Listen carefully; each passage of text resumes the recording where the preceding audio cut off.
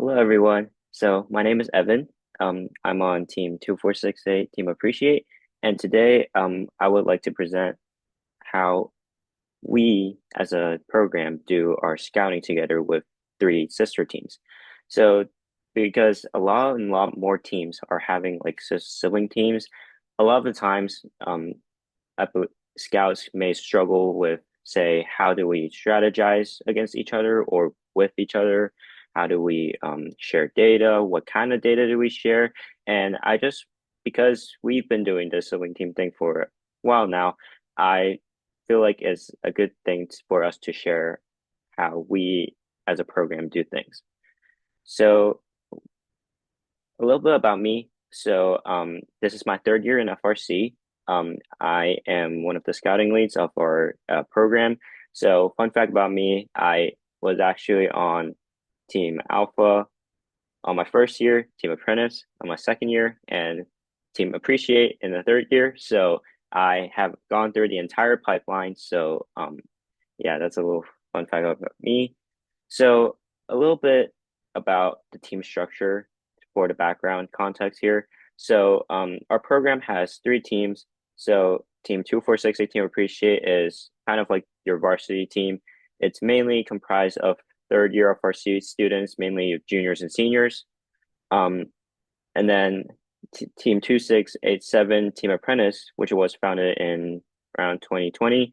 Um, this is kind of like our JV team, mainly comprising of second year FRC students. And finally, oh, go back. Uh, Team 2689 Team Alpha, that is really our freshman, sophomore team. That's all of our rookies. And as you can see on the screen, they are actually building the every bot every year. That is just kind of give them a like introductory like FRC season for kind of like a warm up. So a little bit just for the context of this presentation, here are the like numbers breakdown in terms of our member size. So Team Appreciate and Team Apprentice, we both about have 40 members, and we have multiple sub teams such as design, electronics, programming, manufacturing, and scouting is actually one of our sub teams.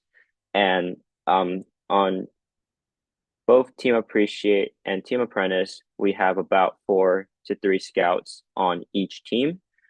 Um, and for Team Alpha this year, we actually have a little bit larger size team. We have about 55 members, and there are 6 full-time scouts on Team Alpha. Now, as you may have noticed, we have about 133 students in the program entirely, and we have 13 scouts overall. So, um, how do we keep everyone on the same page with such a large team? How do we split up the work? How do we have 13 scouts kind of like what are pretty much each member's role? So this is kind of what I want to talk about in this presentation today. So the first thing I want to talk about is quantitative scouting. This is kind of like your, if you know a little bit about FRC scouting, that's probably what you're talking about. Stuff like tracking scores, tracking how many objects teams score, and showing all these nice graphs like these pie charts. That's kind of what we refer to as quantitative scouting, basically um, building an app. So all three of our teams build and use the same app because it's unreasonable to expect the alpha members to develop their own app. So we this on the screen here, you can see an example of our Reefscape app. That's kind of what it looks like. So when we're building the app, we try to keep every team's needs in mind. So we usually sit down with all three of our coaches from our three teams and kind of have them review the app and see if they have any feedback that they need specifically for their team. So mainly because of we want people to have the most experience building the app as possible.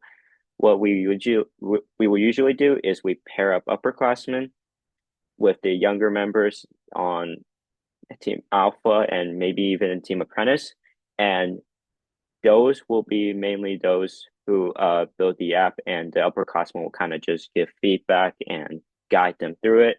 So um, this will be kind of a common theme you will see in our in this presentation.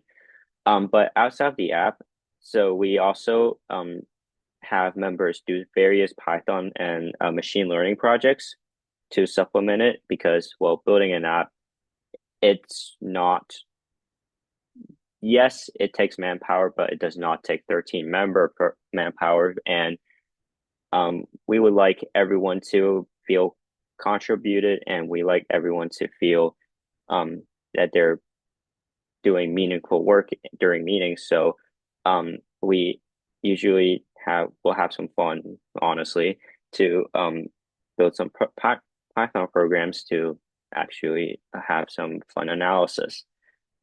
So for pit scouting, it's really about the same thing with the quantitative scouting. We all use the same Google form because the information really overlaps that we need across all three teams. Um, but one, and again, we pair underclassmen with upperclassmen to go around the pits to ask questions, mainly because, um, especially for Team Alpha members who are in their first time or second time going to an FRC tournament, they might be a little nervous to go up to other teams' pits to go ahead and ask questions, or they don't know what to say. So we kind of want upperclassmen to be there to um, kind of guide them and like show off their experience to like um, have some little communication between. And for our pit scouting data, because of the Google Forms, it's really easy to link to a Google Sheet. So, which I love Google Sheets because every team can make their own copy really easily, or yet also have about like a homogeny among data. So you may notice quantitative data and pit scouting data we share. So what is there to, at the end of the day, we are still three teams and we're competing against each other. So how do we, well, compete and strategize against each other? Well, this is where qualitative scouting comes in. So qualitative scouting, what we define that as is during the match, we will have scouts taking notes on match strategy, um, stuff like driver rating, stuff like paths, stuff like cycle times. These stuffs that may be not so app related, like tracking, and this qualitative notes are really for our teams to really base all of those to form our strategies. So each team will have separate notes, and most of usually our teams in the past years, like all on Team Appreciate, Team Apprentice, and Team Alpha, they will have a shared Google Doc among them, and they will kind of have their own notes or stuff to track that they will agree upon beforehand. So usually what we'll do is before the first tournament, we will meet each individual teams of scouts. So let's say the four appreciate scouts or the six alpha scouts, they will meet together and kind of decide on, hey, every match we will for sure be tracking our starting position, cycle time, paths, stuff like that. And to be able to communicate these notes to our drive teams, we will, because we are pilot Slack, we will have a different Slack channel for each team for strategy discussions. And it's just a gentleman agreement among us to not look at each other's if we're going against each other. And for alliance selection meetings, we'll have different alliance selection meetings. Like Appreciate will have one, Apprentice will have one, and Alpha will have one, and thus that will result in different pick lists. And we tend to not share these pick lists unless we are on the same alliance. So now enough of like what kind of data types we kind of share and like keep separate among three teams. Here are some challenges and observations we have noticed, or at least um, over like the past few years of scouting across sister teams. So, um, one thing you might have noticed that our in total our program is actually really, really large. So what that is a actually a huge benefit in some sense is that we will have a lot of manpower available for to scout both on the app and both taking qualitative notes, which if you have been through a FRC student, you may know that while scouting can be fun, uh, you sometimes it might get a little tiring, and due to fatigue, the quality of data goes down, and the large amount of people that we have, we can do a lot of rotations, um, so that we make sure that number one, everyone gets a break, and also that lets everyone have adequate amount of time to kind of go around the pits to um, look over other robots and ask questions to on at the pit level. However, the obvious con on this sense is that it is very hard to have everyone be on the same page. So, um, like we will have to take a very long time to teach about 100 people how to use our app. So, um, and for the organization in the stands, well, we because of our big program, if any team has been to our seen us at tournaments, we are we take up basically almost a whole section of the stands, and let's say I'm on one side of the stands, well, and the next up on the scouting ship is on the other side. It's really hard to communicate, so um that's something we decide we have to like kind of practice all the time. It will get better by the end of the season, but it's an interesting challenge about having sister teams.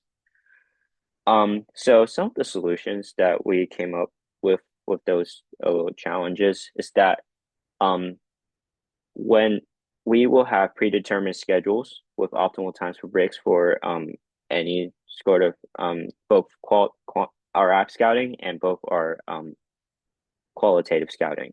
So that way we release that schedule earlier so that um team members can get a heads up and say, oh, I have to scout at match 5 to 10. So then they will know that they have to come back by 5 to 10, and other times they can be um doing walking around pits or having fun, um like talking to mascots.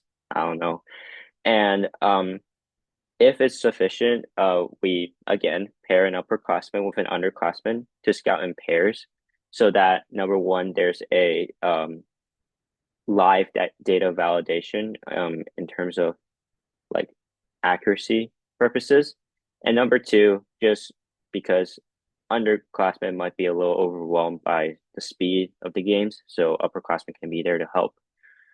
Um, However, this may be an issue when we go to state district champs or world champs, when if multiple of our sister teams qualify and we're on not the same division, then um, that won't be possible.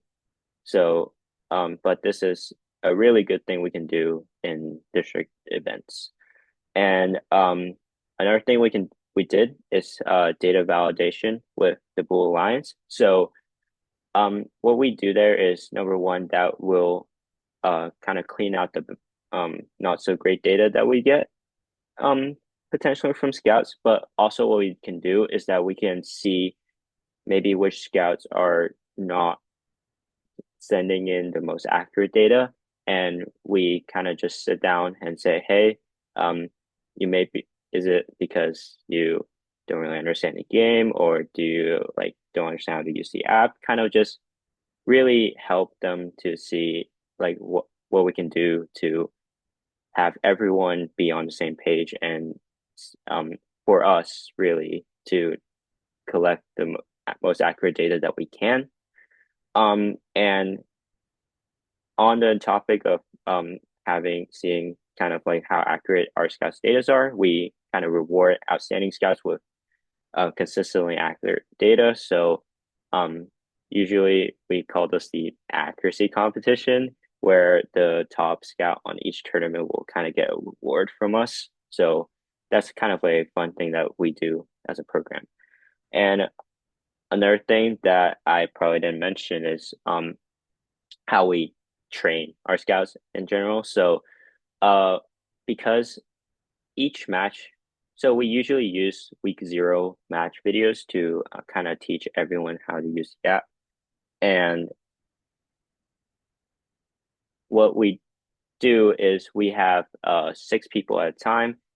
Everyone will be looking at the same uh different robot and just kind of run a like simulation match to teach everyone to see what kind of buttons that they're clicking and what like qualitative notes that they're tracking. So yeah, that's it for my presentation. So um, any questions?